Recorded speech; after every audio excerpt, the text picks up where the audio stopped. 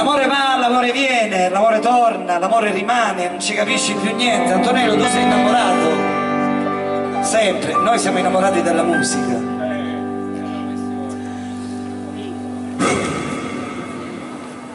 La costruzione di un amore